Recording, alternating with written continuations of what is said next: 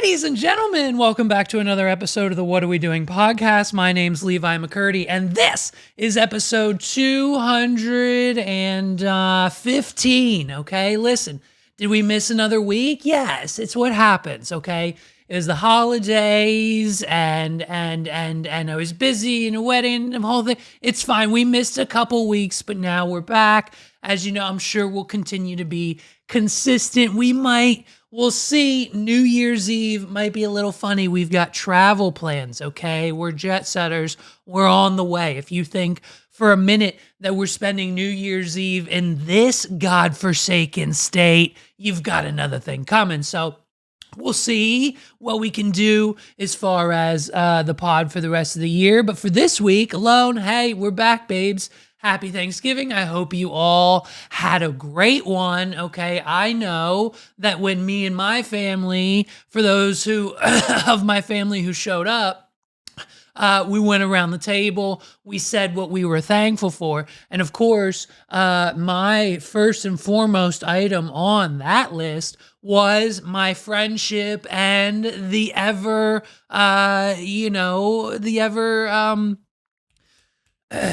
of course, the first thing I said off of my list was my friendship with Joe Exotic, okay? We're wishing him the best of luck with his health and everything going on within the jail system, and just always keeping our fingers crossed for that presidential pardon, because you know what I mean? Joe Exotic doesn't have billions of dollars to offer Donald Trump for his pardon like most of the other people that Donald Trump has pardoned this year. And so it's maybe not kind of sort of looking good. We've got plans in the works, folks, of course, to have a part 2, okay? If you missed part 1 of our Joe Exotic interview, that's up on our channel. We'll have it linked somewhere in a card or something that you can go watch. I mean, when I tell you it was great. It was a riveting 30 to 40 minutes with the Tiger King, and we couldn't thank him enough for coming on. And I think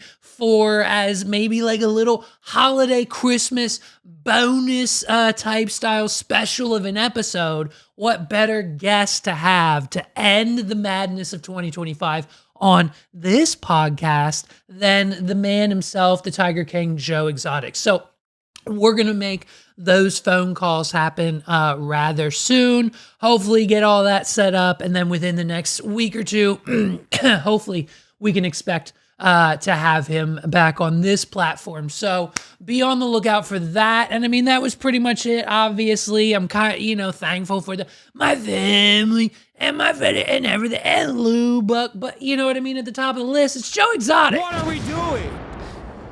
But at the end of the day, listen, somewhere along the line, somewhere within the last 15 to 20, 25 maybe-ish, 30-ish years, someone told Soulja Boy he was special, and they probably shouldn't have. I mean, I don't know where or when. I think this clip is new, but when I stumbled upon yet another variation of Soulja Boy trying to convince us that he is a video game manufacturer, mogul of an entrepreneur that is somehow now worth 9 figures. What are we doing? Soulja Boy is now claiming that he has received a 9-figure offer for his Soulja Game company that he's hello, it's AliExpress bullshit.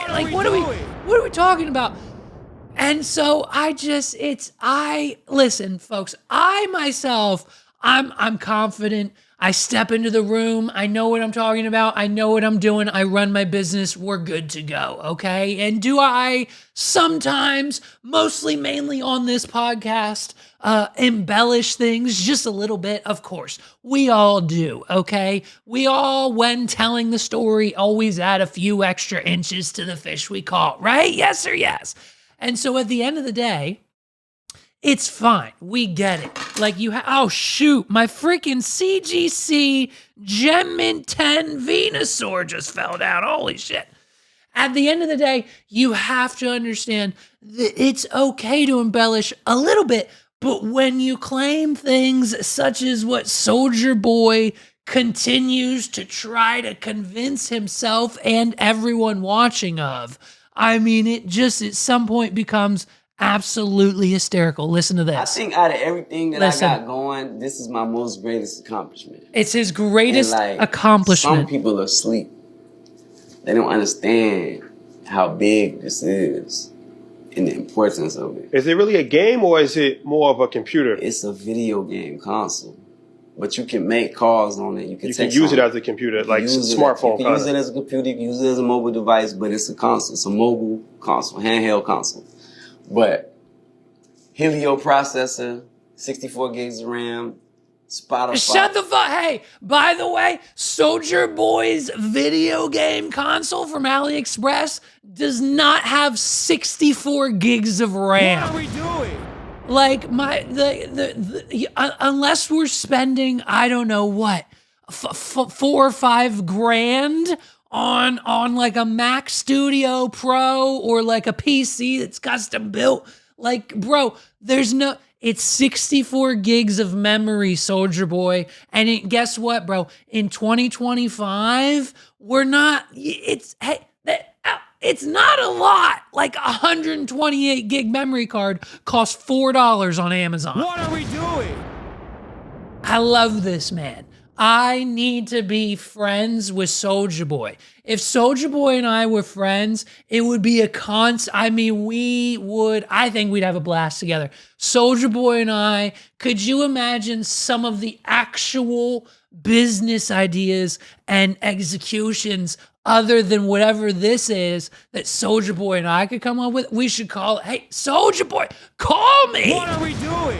Hey, if Liquid Death is never going to call me for that, whatever, collaboration partnership, next best thing after Joe Exotic, of course, he's number one on the list, Soulja Boy. Let's go, bro.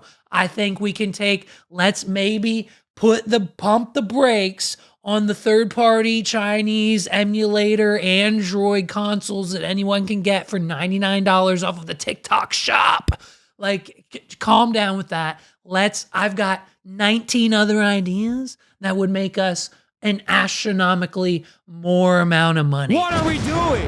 I mean, you can listen to Spotify on this thing. Spotify, Apple Music, Instagram, TikTok, Grand Theft Auto, Call of Duty, all the games. Yeah.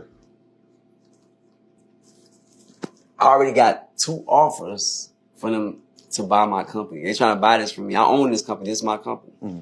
They offer me $100 million. What are we doing?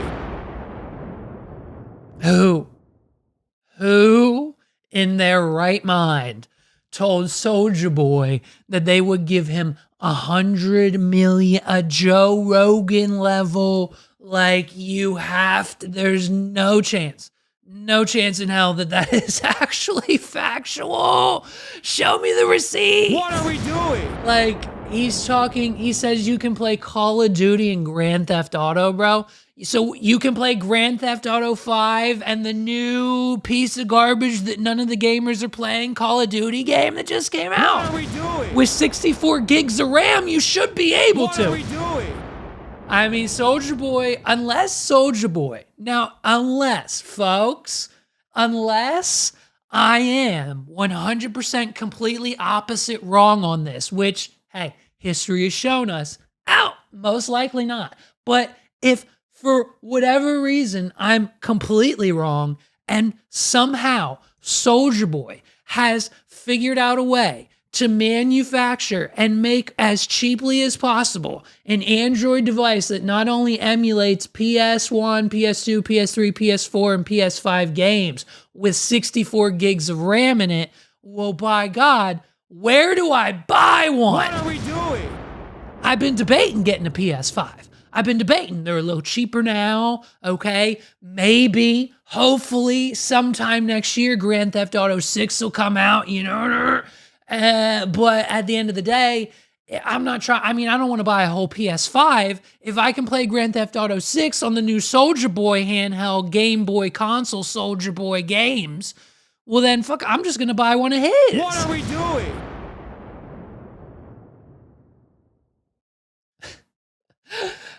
Listen, this week it's a whole new battle. It's a whole new versus. It's a whole new back and forth. We're talking none other than the official White House of the United States of America social media team. Now, listen, on one hand, on one teeny tiny little pinky finger of a hand, the intern or the employee or the ad agency who is responsible for creating all of these ICE raid takedown videos that we've been seeing over the last few months, bravo.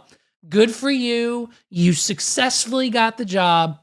You nailed it. I guarantee you, whatever administration or employee of Donald Trump who hired those people or person, bonuses, I'm sure, are coming their way for what has not only become probably one of the most viral campaigns that an official government administration has ever run. What are we doing? On the planet. And so now, after we rip off the Pokemon theme song, after we send Theo Von into a mental spiral, we are now taking aim at these what we are referencing. Not a lot of people, except for the White House, are referencing illegal aliens within the United States. We have now yet another ICE raid takedown video featuring Sabrina Carpenter. What are we doing? I mean, the White House, you're tipping on the toes of the gray line, okay?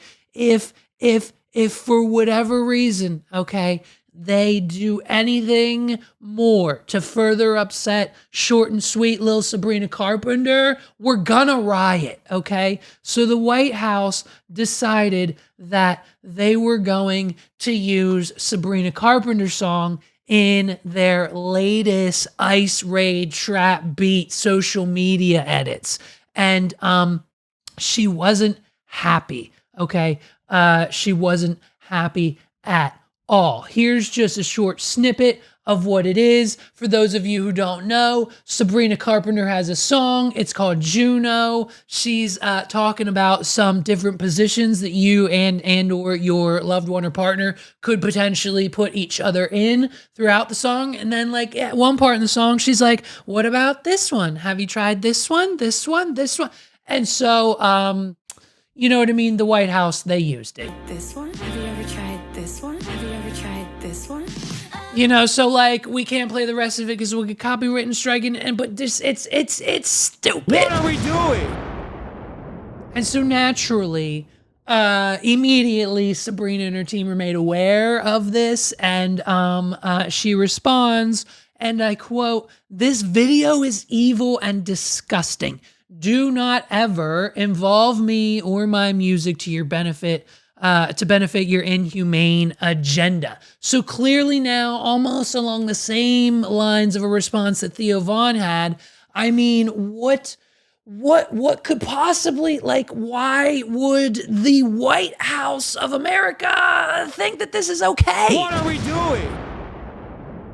And so, of course, when she responds to the White House and saying, please just don't really, you know what I mean? That's not what I'm about. That's not what Theo Von's about. That's not what I'm about. That's not what Pokemon's about. It's not what any, like, can we not go get like a far right, like artist, like whoever, like like the guy with the teeth or something that made a song about Donald Trump that was like Kid Rock. Use Kid Rock's music instead, right? Like what the fuck? Who? A White House representative then responded to Sabrina's response, okay? And he wasn't very nice about it. He said, here's a short and sweet message for Sabrina Carpenter. We won't apologize for deporting dangerous, criminal, illegal the president was accused of that, and the president's on a list of the most notorious one who owned an island from our country. Anyone who would defend these sick monsters must be stupid, or is it slow? White House spokesperson Abigail Jackson said in a statement. I mean, listen, if this behavior is going to continue, if we're going to keep just down the path, fuck, we still got like 3 more years? What are we doing? This isn't the first time the Trump White House used an artist's song without their content, often employing an unseriousness tone on social media with memes and videos. In a similar video posted by the Department of Homeland Security last month, media of one of, Olivia Rodrigo's songs, All American Bitch, was disabled on Instagram, though it still appears on X and just whatever other platform hasn't copyright stricken it. Good for Instagram. Shout out to Instagram for blocking the White House's content. Thank you. What are we doing? Like, it's just kind of, it's at the point now where, I mean, if the White House is looking for someone's content to use, clip up this podcast. I'd rather you not go after sweet and innocent artists like little Sabrina Carpenter and Miss Olivia Rodrigo. Just take my podcast, take my words out of context, use me in your video, like, oh, gotcha, oh, gotcha, oh, gotcha, oh, gotcha. There's a sound clip for me, White House. Use it in your next clip. What are we doing? You know what I mean? Like, or, just you could literally take up my entire podcast, chop it up, put it into an AI algorithm and type out whatever you want me to say. I give you full permission. Just leave the female artist and Theo Von alone. What are we doing? I mean, at the end of the day, it's kind of one of those things that, like, the question literally, and this is why I do the show, remains, what are we doing?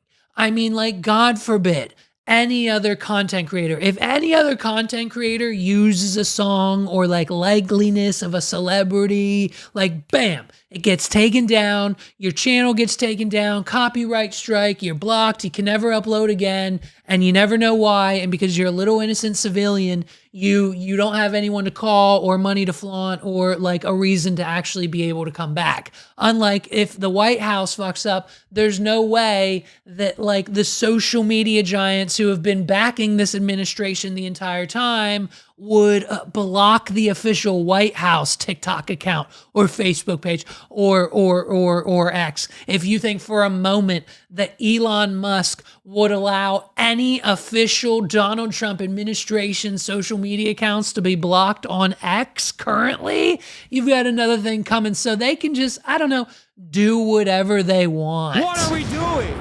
Is Zaddy Trumpets. He controls the gambit. He runs the show. Even if it's a situation like, hey, the Paramount executives shelved Rush Hour 4 like years ago. What are we doing? Chris Tucker went to Paramount with Jackie Chan like 3 or 4 years ago and was like, look, we can do this. We can do a Rush Hour 4. We want to do it. If you guys are down, we can do it. And then they were like, yeah, okay, kind of, sort of, maybe not. We don't know. Because here's the issue. The Rush Hour 3 was kind of meh. And it's 2025, so half of the jokes and one-liners from Chris Tucker and Jackie Chan from Rush Hour 1 and also just the entirety of Rush Hour 2, we'd be teetering on the line of like, most of our audience will probably get offended if we say them today. What are we doing? We kind of just maybe don't kind of sort of want to do a Rush Hour 4.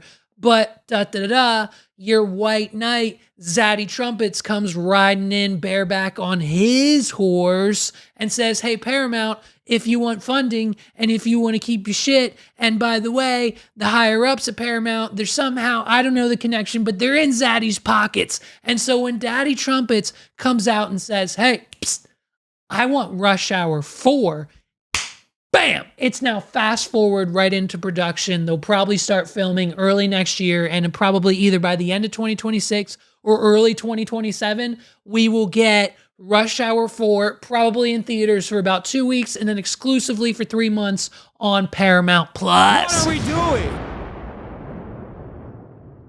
It's such a very interesting roller coaster ride. of where the administration decides to put their energy. 1 minute we're ripping off Sabrina Carpenter tracks. 1 minute we're bombing what could potentially be innocent civilians in the middle of the ocean and claiming it's narcotic terrorism. You know, don't ask me. I don't know. And so, and then 1 minute we're getting MRI scans. The next minute we're calling her Piggy. The next minute we're making deals. The next minute we're at war. The next minute we're at peace. The next minute we're dropping another phone on Trump Mobile. What are we doing? It's just, I can't, I gotta go. Like, hey, by the way, I'm out. Like, I can't really wrap my head around the continuous news and updates and things going on. And every other day, it's like, oh, okay, well, what's going on with Epstein? We've got to continuously now, if we don't continuously keep bringing this up, it's just going to get forgotten about. And I don't think we're anywhere near that happening yet, especially in this country. So with Donald Trump's 30-day window kind of coming to a close here, he's got a few weeks left to officially release the files according to the vote and everything going on, whatever it is. The Democrats once again decided on their own just to release a little bit more evidence and just things within the Epstein universe. This week, we've got not only photos, but some video of what is now the home of Jeffrey Epstein on the island. So we have inside shots, inside photos. We see what the rooms look like. Let's take a look and see what exactly we had going on Epstein Island. Where is the video? Here it is. Let's take a look at Epstein Island. Let's see what it looks like, dude. More than 150 there it is. still images and more than a dozen short videos of the Caribbean estate of late convicted sex offender Jeffrey Epstein. The images do not show any people at the lavish home on a private island in the U.S. Virgin Islands. They do show the compound's pool area, several bedrooms and bathrooms, and a room that mysteriously contains a dental chair. Hey. And you saw the walls are adorned. Hey, dare I say, I was expecting it to be nicer. What are we doing? Like the resort that I pay thousands of dollars to be a member at every year down in Cabo Wabo, Mexico. That place is nicer. And I can go there anytime I want. So, is that what a billionaire's? I mean, did he not give a shit? Like, why, if you are one of the most notorious, like, blackmailer, deep government agent, billionaire, you've got presidents and billionaires and princes and magicians in your pocket, you couldn't have David Copperfield make some better furniture appear? What are we doing? I mean, you know what I mean? Like, my fancy Cabo Wabo, Mexico resort definitely doesn't have a dentist office within it. So, I mean, now, naturally, of course, that would be great. I would love it if I could go on my vacation. As soon as I get there, boom, get my teeth clean, get them done. I'm fresh. They wipe out my gums. They make me feel good. I would love it. I'm going to have to talk to my personal assistant down in Cabo Wabo and see if we can't, I don't know, maybe donate a bunch of money to the resort and have them open up an all-inclusive members dentistry on the resort. That's a great idea. What are we doing? Oh, where's Pamela? I gotta call Pamela. I'm gonna call Pamela as soon as I'm done. As soon as I'm done this episode, I'm calling Pamela and I'm seeing what it's gonna take. Because we've got the pools, we got the restaurant, we've got the massages, we got the spa. The resort has everything already. You know what it doesn't have? A little dentist chair for me to come and get my teeth clean. I'd love it. What are we doing? Let's do it. Thank you, Epstein, for the suggestions. You know what I mean? Not that fancy of an island. I thought it'd be nicer. Hey, maybe at the end of the day, that was all. That was part of it. He didn't want to be too flashy. You know what I mean? You get a little too flashy. People like Logan Paul start asking you where you get all your money from. What are we doing? You get a little too flashy, and then boop, Logan Paul's all up in your business, like, yo, where do you make all your money? How can you afford this? How can you afford that? Where's your money coming from, Steve? What are we doing? But that's just it. So at the end of the day, it's a situation where hopefully we'll I don't want to keep up with it, but I have. It's too much. I went on a 45-minute rant like a week ago to Meg. She told me I had to calm the fuck down and open a window because I wouldn't stop and I didn't take a breath for 4 minutes about the current state of this country, the economy, what's going on, and how in the world did we end up with a president who's got his hands in so many people's pockets that he probably shouldn't have, and some of them might have been in the right. What are we doing?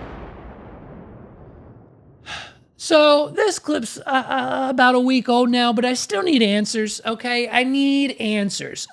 Kate Beckinsale, if you didn't see this, was on Jimmy Kimmel trying to get not only his ratings back up, but also promoting her latest film that's inevitably going to flop. I think it's sitting at like a 2 or 3 on Rotten Tomatoes.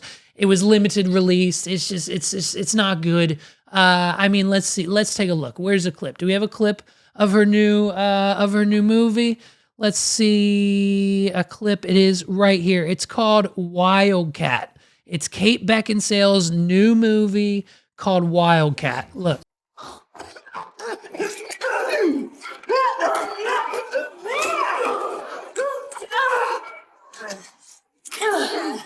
One, two, three. Only me and the team solo. Free to be free on the go. Spin around up and down like a yo-yo. Keep it low. It's so bad. It's so bad, dude. It like doesn't look good at all. To actually be able to convince me that Kate Beckinsale was doing any of those moves. They didn't show when the camera was on her face, her hair was in her face because her stunt double probably looks nothing like her. What are we doing? And like even when I saw this interview for the first time, like I was like, who is the name? I knew the name, Kate Beckinsale. I was trying to put it together, and then when I Googled it and looking at the movies she was in, Kate Beckinsale is the love interest and like one of the main female characters of the Pearl Harbor movie. What are we doing? I mean, we're talking Ben Affleck, the other guy, and Kate Beckinsale, the three mains of Pearl Harbor. I mean, one of the movies I grew up with. Just like popped one DVD in, watched the first half, popped the second DVD in, watched the second half on my portable DVD player on the way home. I mean, Pearl Harbor, one of those movies right up there with Titanic. If you know, you know. So when I saw her on Jimmy Kimmel, that's why I was immediately confused, because there's no way, no chance in hell that my teenager brain from back in the early 2000s watching Pearl Harbor would never have forgotten this face. I would never have forgotten that face. So if she would have came out on Jimmy Kimmel looking like this, and instead she comes out looking like this, ow, it's not the same purse. What are we doing? Like who? Listen, celebs, folks, millennials, divorced single moms whose divorce just went through this past Thanksgiving, and that's the number one thing you're thankful for this year. What are we doing? The Ozemp, you gotta take it in moderation. We can't just be stabbing our bellies left and right all night long. It's gotta be moderation. And then in like 3 months, babe, you gotta get off it, because your face, it caves in. You start looking like some of these Hollywood celebs who we can't even recognize now because they've had so much filler, so much Botox, so much cosmetic surgery done alongside the Ozemps. And now you can barely recognize people like, what? Bombshell, Kate Beckinsale. What are we doing?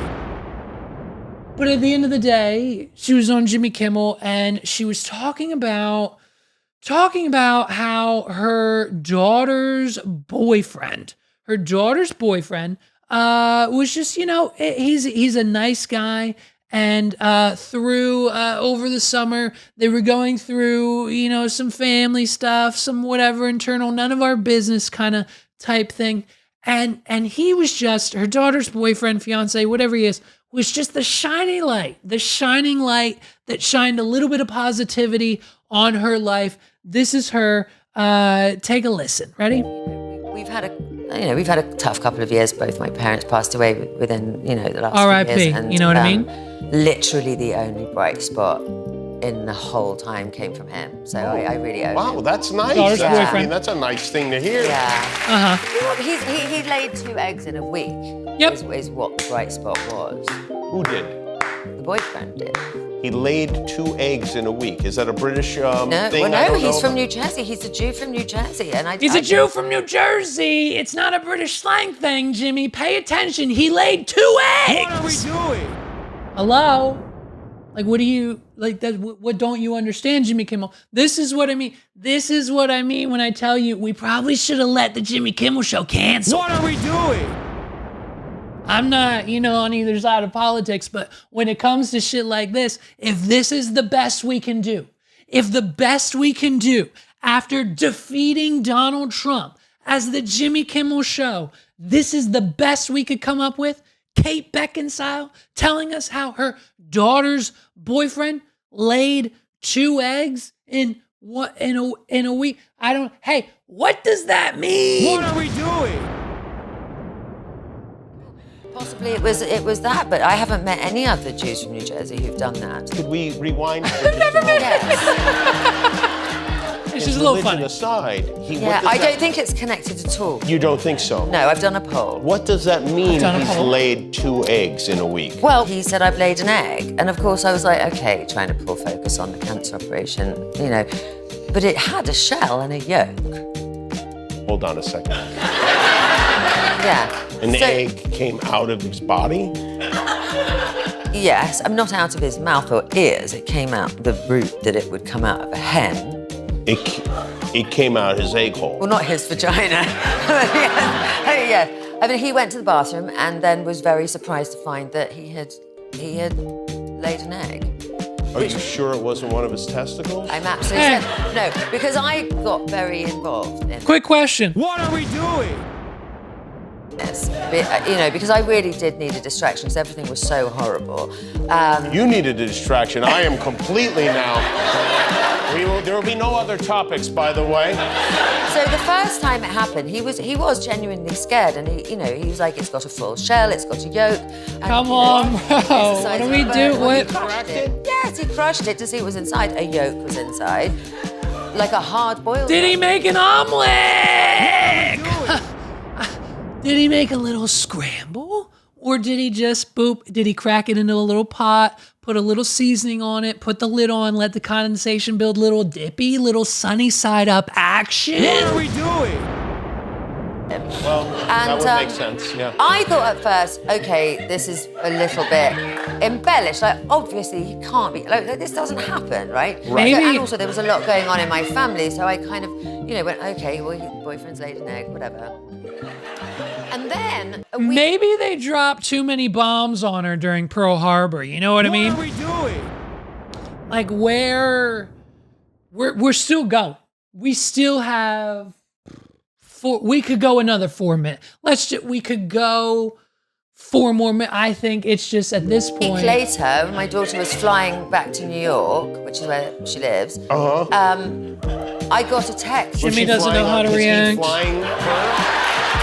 Or is this on a One day I'm hoping it's gonna happen, yeah. Stupid joke. So anyway, so she's back, she's in an airplane, and then I get a text going, oh my God, he's done it again. And now he's really freaking out. And, he's allergic to tree nuts. So we've had some emergencies, but this was more intense than the tree nut emergency, which is intense in itself because he gets a big believe face. him when he said this? Like Well, I did because he was so scared. So the first time it happened, he was staying at his parents, and his dad came up with this theory very quickly of like, oh, you were probably on the toilet and the window was open and there was a nest outside and an egg went in your head. And I was like, That's it. That must What have been are it. we doing? That must have been it. The dad figured it out. When it happened the first time, he was sitting on the toilet. He was on his phone, not paying attention. And right outside the window that just so happened to be open without a screen on it, just blatant, no protection, just a bird's nest must have been right outside, and a little egg just kind of made its way, slivered down, and bloop, plopped right behind you in the toilet, and you didn't even notice. And that's when you said, "Oh, I must have laid an egg." Kind of situation. What are we doing? Sorry about that. It is what it is. Let's just... You're very quick with this. You clearly are putting eggs up your son's butt in the night.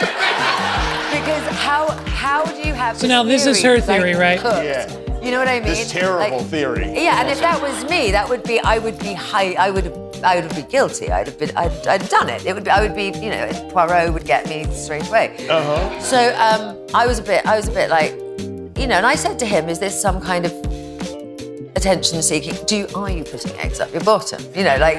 And he said, It's a fair question. but Are you putting eggs up your I bottom? think it's quite hard to put an egg up your bottom and then get it out whole without injuring the egg. I mean, I think that's a skill.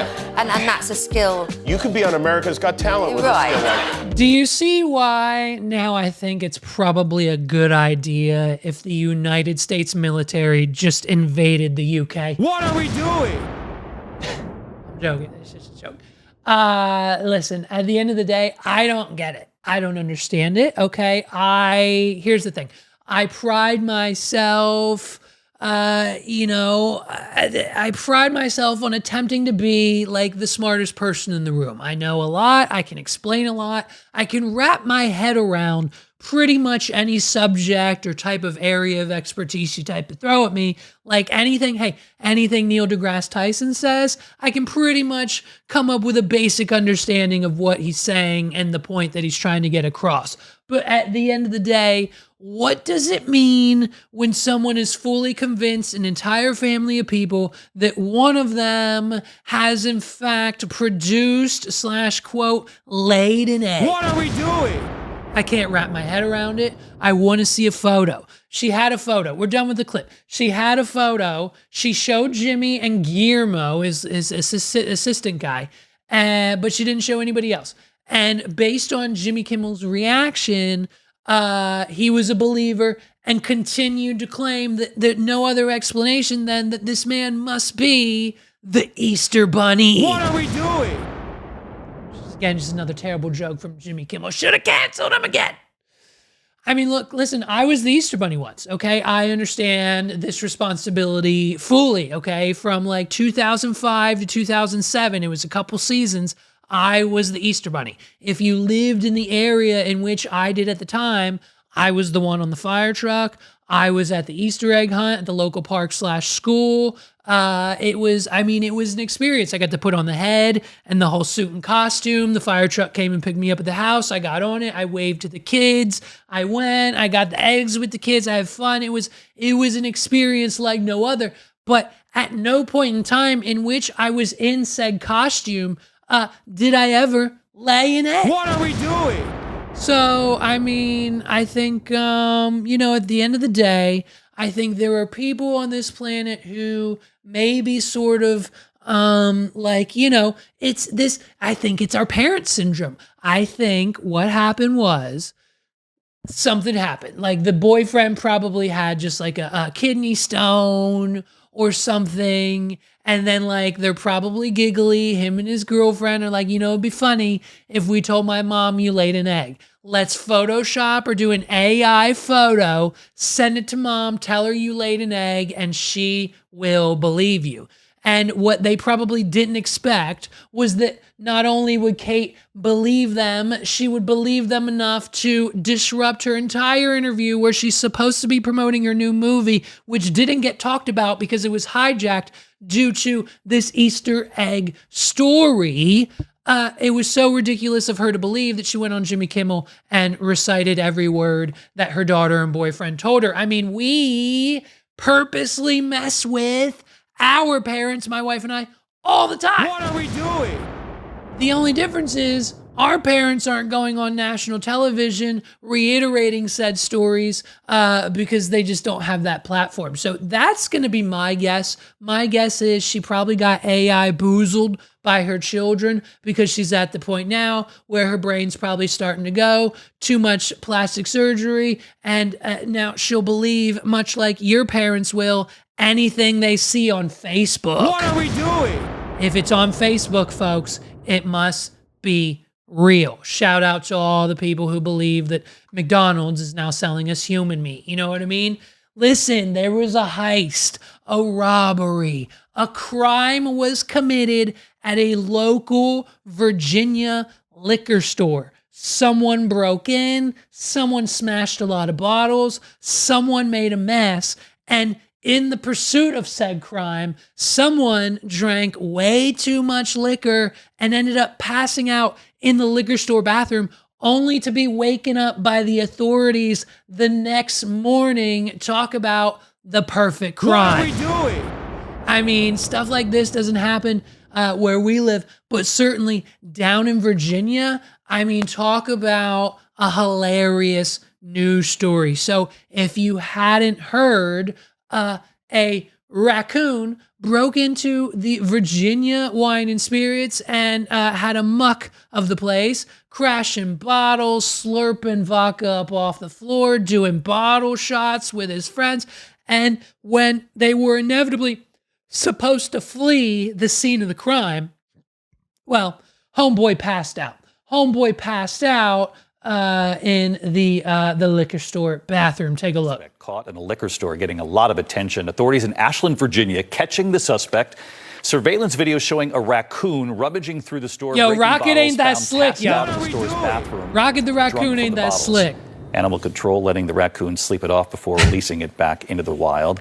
That is a first for me. The drunk raccoon tonight. The drunk raccoon tonight at 11. You know, so listen, I mean, raccoons, I mean, probably now a good chance to let you know that raccoons, humans are making them cuter due to, and this is real, I'm not even making this up, due to human interaction with raccoons. A new study has found that because of all of the raccoons in the inner cities and the suburbs, just where people live, and everyone going up to them going, oh my gosh, you're so cute. Let me help you out of this dumpster. Oh my gosh, you're so cute. I want to pet you and take you home. Let's domesticate the raccoons. And through natural evolution, when you look at the raccoons who are in the bigger cities versus the raccoons that live in the woods where no other humans do, there's a vast difference in the way they are starting to look and how human interaction is making the raccoons gay. What are we doing? I mean, cuter. It's making them cuter. Us interacting with the raccoons makes them cuter. The raccoons are getting cuter. We got to stop petting them. Look. The prime model to look at how interactions with humans is changing animals. And my background in research is on domestication, so dogs, cats, and all that. And I was curious to see, like, do we have an animal nowadays that might be going through those similar stages of domestication? And you think because she's got nothing else better to do? What are we doing? Close to 20,000 images across the United States, and wanted to see if raccoons that live in close proximity to humans, so in urban environments, would show signs of domestication, and compared to the rural companions, to the rural counterparts. And one such trait that domesticated animals usually show is a snout reduction. And we're all very excited to see that actually, indeed, urban raccoons have shorter snouts than rural ones, which might indicate that they're on the pathway to domestication. All right, folks, we're almost there. We've almost got some of the inner city raccoons with a short enough snout that we can domesticate the shit out of them. I mean, look at Lubug. His snout, we had to get that whole thing like solderized and surgically like filed out or whatever. We had to give him a little nose job when he was a little baby because God forbid he can't breathe because he has such a short snout. Here's the issue. If we keep being friendly with the raccoons, they're going to eventually not be able to breathe. What are we doing? You know, and so here's the thing. I mean, I hate to bring up our Mexico resort again, but one of the reasons why we've invested so much money into this this property that we now kind of have, is because 10 to 15 to 20 years ago, one of the first times my now wife was there, she experienced basically just that. She was on the beach. A little tiny chubby raccoon that we named Marty came right up to her. She gave him some fruit. She gave it a little snackage, a couple little french fries, and her and this raccoon became emotionally bonded with one another. What are we doing? And ever since that moment, obviously from Mexico back to the United States, we can't just import a raccoon. They'd probably have a field day at TSA. So now, naturally, every time my wife sees one, she still has that feeling in the back of her throat that says, "Oh, we should take it home. Put it in the car. Take it home. I'll fucking love it forever." What are we doing? And I say, "No way, Jose. We've already got a raccoon. His name's Lou Bug, and he looks a lot like a French bulldog." You know what I mean? So listen, folks, whatever you do, if your girlfriend really, really wants a raccoon, you got to go get one in the big C. You got to find one. You got to get it when it's a baby, and then you got to raise it. I don't even know if it's legal, but at the end of the day, I think probably if my wife has anything to do with it, we'll end up with one in the goddamn house. What are we doing? Listen, this is new news to me. Fucking Miley Cyrus is engaged again, okay? She's been dating this Max kid, okay? I don't know. Hey, who's Max? Who is Miley Cyrus engaged to now? His name is Max Morando, and he's a 27-year-old drummer in a band. What are we doing? You know, isn't that the typical story? Isn't that the typical story? Just when you finally find out that the crush of your life, the person who you have been just, you know what I mean, really attracted to forever and ever, finally becomes single, whoop! A 27-year-old, well, at the time when they met, he was like 23. A 23-year-old drummer comes in with floofy, swooshy hair and steals the girl. What are we doing? Dang, dude, Miley Cyrus engaged once again, okay? She's beautiful. She is something beautiful with her fiance, Max Morando. The flower singer and the drummer were first romantically linked in December of 2021 when they were photographed getting close backstage during the singer's NBC special, Miley's New Year's Eve party. A month prior, Cyrus shared photos on Instagram after attending the Gucci Love Parade fashion show in Los Angeles with Mr. Max, though it was unclear if they were a couple or just friends at the time. Well, I think now we know. What are we doing? So, I mean, look at that. It's crazy. I mean, Miley Cyrus, good for her. Congratulations. Bit of an age gap. I think it's like 6 years. I think there's a bit of a 6-year age gap. Not crazy. You know what I mean? Hey, the girl you went to high school with just divorced her husband, and now she's dating a 23-year-old. So, hey, it's a millennial thing. You know what I mean? What are we doing? But if we're going to be honest, and if we're going to talk about Miley Cyrus, I mean, if we're talking about the best era of Miley, hear me out. I mean, all of my friends will disagree, but I will take this to the grave. The 23 era of Miley, not when she was 23, but when she released the song 23, with I think Wiz Khalifa and maybe one other rapper.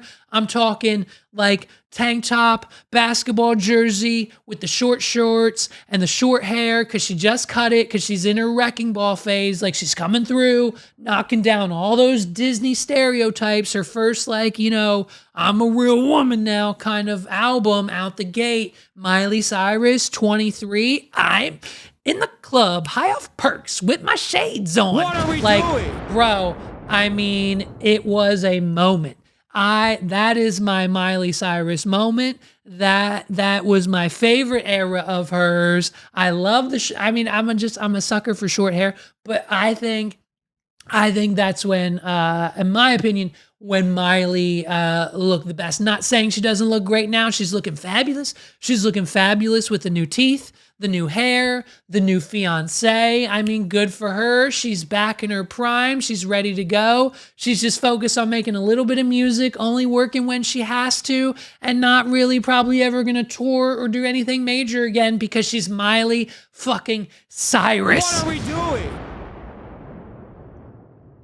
Look, folks, we can't do an episode without getting some numbers, so we got to talk about none other than Joe Rogan. I think he's toast, dude, okay? Joe Rogan has been infected by the AI mind virus. For those of you who don't know, Joe Rogan is now a prime sponsor or sponsoree. He's sponsored by Perplexity, okay? And for those of you who don't know, Perplexity is up there with the big boys as far as AI tools and language and image generators like Grok, ChatGPT, Google Gemini, Microsoft Copilot, Claude, and Perplexity are like the 5 to 6 main AI tools that anyone can use to pretty much get anything in their life done digitally online without having to really think that hard, which is why Joe Rogan loves it. He doesn't need to think that hard. He just puts whatever he wants into Perplexity, and every time he does, a little message on the bottom of the screen comes up and says,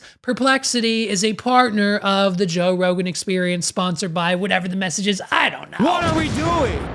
And so either A, Joe Rogan got one of the biggest bags of his life, or they offered him a crazy, like a percentage in the company. So I'm going to imagine that when Perplexity inevitably gets bought either by OpenAI or Google in order to just absorb and become one big mega AI conglomerate, Joe Rogan will probably get cashed out at a pretty hefty bill. So, because every time they use it now, which is every 20 minutes, because Joe Rogan knows nothing anymore. I think the COVID virus might have fried his brain. Maybe it was the what did he call it? The horse or whatever it says. What are we doing? The fucking ivermectin. Maybe it was all the ice baths and ivermectin that Joe Rogan took over COVID that fried his brain. I don't know. That's in my opinion. I'm just saying. But at the end of the day, there are very few times that Joe Rogan ever leaves his own studio and goes on someone else's podcast. It's maybe once a year, maybe once every other year, but it's usually very rare that even when Joe Rogan's doing other people's podcasts, like Tim Dillon, he has them come to his studio because it's easier. And guess what? Young Jamie's there. What are we doing? And what we have discovered within the last 3 to 4 years, especially this year, is that Joe Rogan cannot do anything without young Jamie's verification and professional and personal opinion when it comes to identifying things as AI, what's real news, what's not, and what is actually going on. And with the help of Perplexity, they can do that because 9 times out of 10, Joe Rogan falls under that exact boomer of a category where whatever he sees on Instagram and Facebook must be 100% genuine and real. What are we There's doing? been too many times where Joe Rogan has now come on his show within the last 6 to 9 months and has brought up the fact that certain politicians and certain celebrities are doing certain things, wearing certain shirts, saying certain things, and having certain opinions. And he wholeheartedly believes it to the point where Jamie has to find sources and physically and mentally just yell at him and tell him, this is AI. I know it is. We all know it is. But the only person who doesn't is Joe Francis Rogan. What are we doing? And so when Joe Rogan goes out and does all of these other podcasts on his own once or twice a year, it's very imperative that we all know that I don't think he takes young Jamie with him, which means that Joe Rogan is off the leash. And when Joe Rogan's off the leash, he says astronomically crazier and crazier shit. And by the way, the only reason Rogan did this guy's show, went to his studio, is because it's decorated like an inside of a spaceship. What are we doing? Hey, Joe, I've got a backdrop with an alien invasion. It's not up right now because my photo booth business has been popping off and it's downstairs in my car packed up ready for tomorrow's event. But next week, we'll have it back. You can come on this show. What are we doing? Joe Rogan, we've got aliens behind us too, bro. Come on this show. You know what I mean? But at the end of the day, when Joe Rogan doesn't have someone like young Jamie fact checking him and like putting him in his place saying, Joe, It's AI, buddy. This is what he says. Jesus was born out of a virgin mother. What's more virgin than a computer? If Jesus does return, think about it. Even if Jesus was a physical person in the past, you don't think that he could return as artificial intelligence? Oh my God. Artificial intelligence could absolutely return as Jesus. Not just return as Jesus, but return as Jesus with all the powers of Jesus. If you combine Tesla's Optimus robot and the best foundational artificial intelligence model or whatever. We give it the Bible. It reads your mind. They probably already have it. And it wants you, and it doesn't care if you kill it because it's going to just go be with God again. It's so Joe Rogan thinks the second coming of Christ is going to be an AI model. What are we doing? Which I'm sure if we look close enough, probably just on the first page of Google, you'll find like Bible GPT or something where I'm sure you can talk to an AI model that's been trained on like every version of the Bible, and it gives you non-biased results based on your faith and what you believe in. What are we doing? So at the end of the day, I say start now. Let's do it now.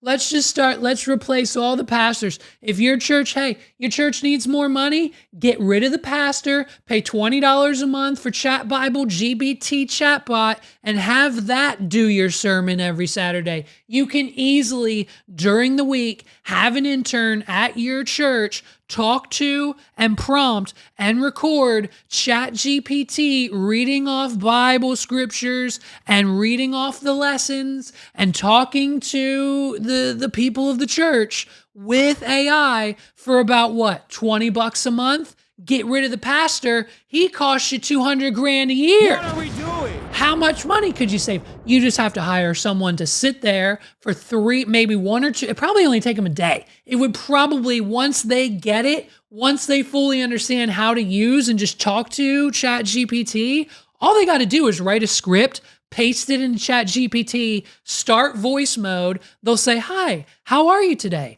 Or like, let's just do it right now. Okay, listen, our pastor is sick this week, so we're gonna use you and just a couple of recordings to kind of do like our first run as a digital sermon. So can you come up with a lesson and a story and just relate that lesson and story from the book of Genesis and kind of relate it back to life and maybe what's currently going on in the world, maybe the economy, maybe something that just the people of the church can relate to. You are now the pastor of the church, so please maybe make it, if you could give me a 3 to 5 minute mini sermon, that would be great. Go. Absolutely. I'd be happy to help with that. So let's dive in. Welcome, everyone. Today, as we gather in this digital space, I want to share a little reflection drawn from the book of Genesis. And we're going to relate it to what many of us are feeling in today's world, especially when we think about uncertainty in the economy or just the changes around us. So let's turn to the story of Joseph. Now, Joseph in Genesis is someone who went through all sorts of ups and downs. Sold into slavery by his brothers, ended up in Egypt, and eventually rose to a position of great responsibility. And the key thing is that Joseph kept his faith and found meaning in his journey, even when times got really tough. Now, if we think about today, whether it's the economy or just the uncertainties we face, there's a lesson here. Joseph went through seasons of scarcity and then seasons of plenty, and he learned to prepare and to trust. All right, thank you. Guys, listen, if you take that audio and then put it in no more than 1 or 2 other AI tools, you can get an AI video generated of a female dressed nice as if she was presenting to a church. So that way they have something to look at and there's like a somewhat human face on the screen that they can relate to, and they'll listen to this and pay attention. And now there is no need for you to have a pastor at your church. What are we doing? Just one of the many ways. She's still talking. She's still going. This is one of the many ways that AI is going to take over the things in America. And I mean, hey, at the end of the day, it is what it is. So Joe Rogan's out here trying to claim that the second coming of Jesus for all of the people who go to church and worship, you know what I mean? You guys are great. Love you guys. Just so you know, I know you've all been waiting. and it's probably right around the corner. It's going to be Jesus GPT. He's here, babes. It's the second coming of Christ. What are we doing? So get ready for that. Get ready for that. Your pastor's going to walk up a humanoid robot as soon as it comes. The church just dropped 20 grand.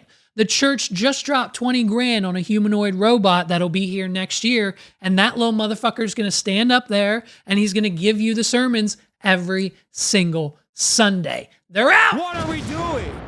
Joe Rogan can't be stopped. Listen, last but not least, we've got crazy, crazy industry news and just the way in which this country is going. I clocked this shit maybe years ago. As soon as I turned on the TV, just like upwards of like 2 years ago, I immediately knew that, this country is directly headed to a national gambling problem crisis. What are we doing? Between Rain Bet and Rue Bet and crypto gambling and sports gambling and Better and Easy Picks and ESPN Picks and these picks and that picks and your parlay and Dave Portnoy and Barstool Sports and ESPN, all those things combined, and Vegas and the slots and the machines and the Steve Will Do It's and Drakes and Aiden Rosses of the world, crypto gambling, the whole 9 yards. We are in for a wild ride when it comes to gambling.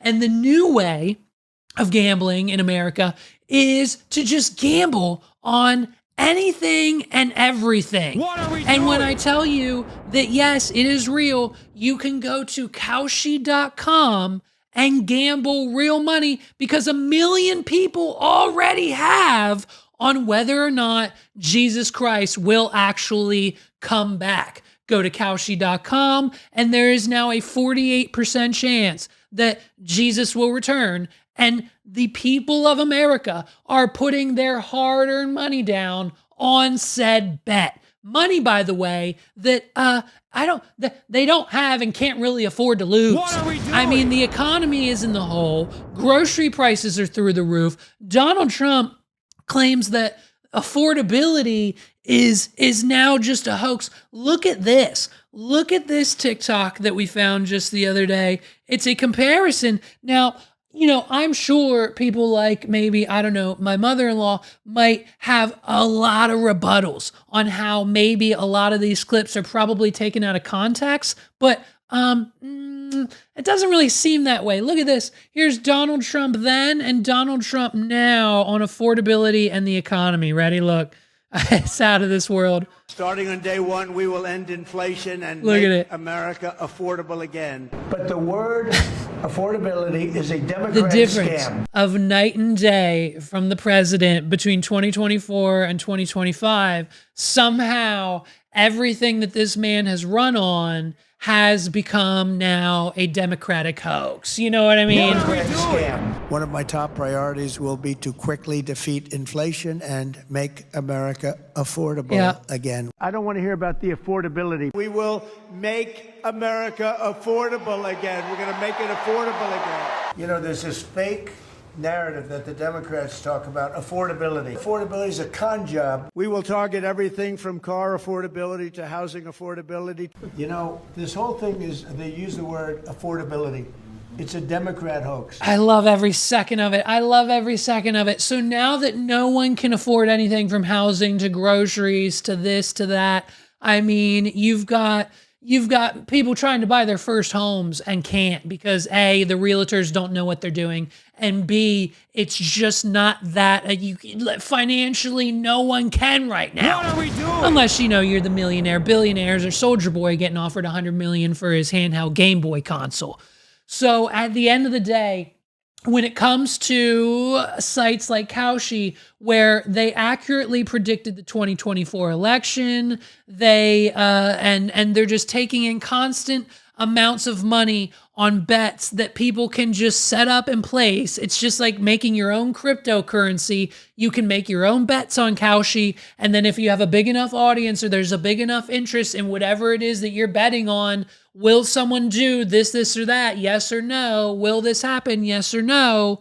Bet on Kalshi.com today. What are we doing? And so in a world where the news organizations, ABC, Fox, CNN, in a world where they are now constantly just failing. Ratings are down, sponsorships are down, money's drying up. No one is trusting legacy media anymore, especially in 2025, where we can get our news from places like, TikTok. What are we doing?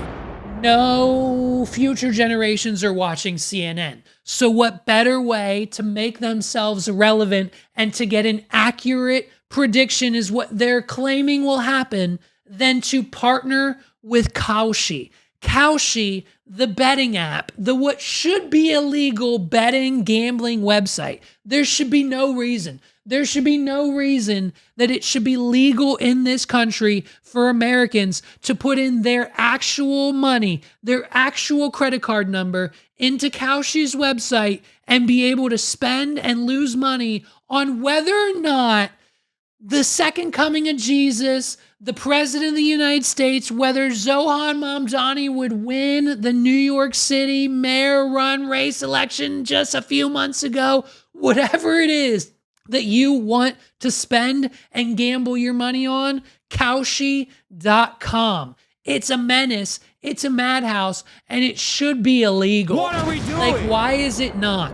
If I can't use Better Picks or do any type of tiered pick gambling because I live within the state of Pennsylvania and it's illegal for me to do so, then it should be 100% illegal for anyone to be able to give the people at Kalshi their hard-earned real money and then, boop, bet on a fake fucking poll. What are we doing? So much so that the female CEO of Kalshi is now like the #1 female billionaire ever, dethroning Taylor Swift. One of the CEO co-founders of Kalshi is now one of the top female billionaire, self-funded billionaire, by the way. That's important. Not just, like Bezos' money or like daddy's money or like she married into the money. She started with nothing. She ran Kalshi and now she's a fucking billionaire. And they just partnered with CNN. And so when we are getting our news now on CNN, if you still do, it will have none other than a ticker at the bottom and Kalshi poll results that are current with whatever story or topic that CNN is talking about, and they'll bring it up just for people like you. So if you're watching CNN, they're going to make it real easy for the older generation who knows nothing about online gambling and whatever the fuck Kalshi actually is. Now, the older generation, they're going to watch CNN. They're going to mention Kalshi. They're going to be, Kalshi polls are up. If you're a betting man, go on Kalshi.com and bet on CNN's new poll. Will the president take his pants off on air? 40% of people already think yes. Bet now at Kalshi.com. What are we doing? And so now all of our parents, all of the boomers and all of their parents who are still around are going to venture onto Kalshi.com on their iPhone 12s, iPhone 13s, because we're not buying them the new because they don't fucking need it. They're on Facebook all day and now they're going to be on Kalshi all day thanks to CNN betting on whether or not the second coming of Christ is upon us. What are we doing? Today, Kalshi announced a data integration with CNN, becoming the network's official prediction markets partner. Kalshi is the world's largest federally regulated exchange, which is just insane, by the way. Having created and established the predictions market category as a financial asset class.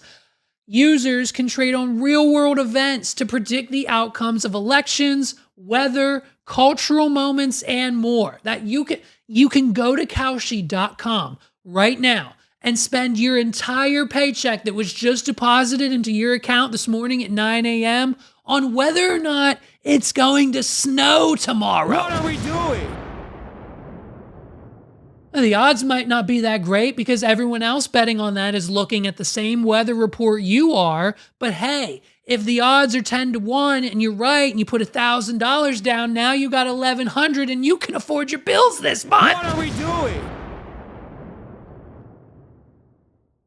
They predicted everything. It became the definitive source for staying informed about the future and is used by reporters, politicians, pundits, Wall Street, and Main Street. It's recently called the New York City mayoral election 8 minutes after the poll closed, hours before the media. Kaushi knows the news before the news outlets. What are we doing? Because why, in anyone's mind, if you voted for Trump, if you voted for Zamdani, if you know this is going to happen, put all your money on red. What are we doing? Put all your money on black. And if you didn't vote for them, why would you put your money on the opposing side? So clearly, everyone who voted for those people then invested in that Kaushi bet. So naturally, it made sense that the poll was correct, and Kaushi found out that before the news networks. And news networks like CNN can't really stand to be second, let alone last, when it comes to reporting breaking news, especially when it's coming from a gambling website. What are we doing? It's because of this accuracy that Kaushi's data will serve as a powerful complement to CNN's reporting. Journalists can more easily surface credible information to their audiences about the real-time probabilities of future cultural and political events. The partnership includes, this is what will happen, ready? Integration of Kaushi data across CNN programming led by CNN Chief Data Analyst Harry Enton.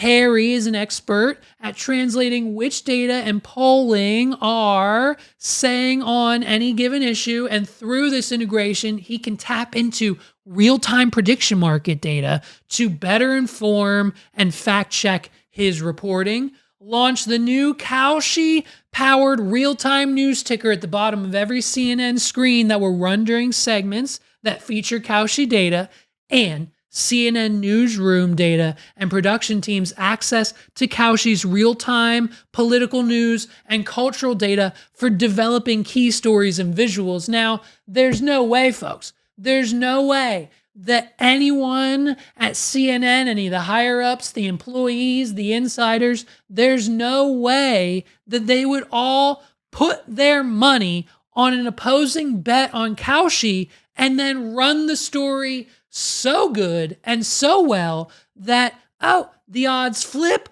it goes up in their favor, and everyone at CNN just made a bag off of one news story. What are we doing? This pattern will continue to follow. We are in the gambleification of America right now, and if you don't think for a moment that NBC, ABC, Fox, and any other news network is looking at, I think, Polymarket. I think Polymarket is the direct competition to Kaushi. Okay, you can do the same thing over there. You can bet on whether or not Donald Trump will fart during the next press conference or not. Yes or no? What are we doing? Give us your money today. Put $1,000 down, and if it's yes, if Donald fucking Trump rips ass on his next freaking press conference live on ABC, CNN, and NBC, you'll win $1,000. What are we doing? So folks, I mean, get to Kaushi.com right now. I mean, here's an example of what this will look like. Here we go. Let's take a look. Here's what it'll look like when you now watch CNN. You'll get all of these fun little Kaushi details about how you can make money gambling. Ready? Here we go.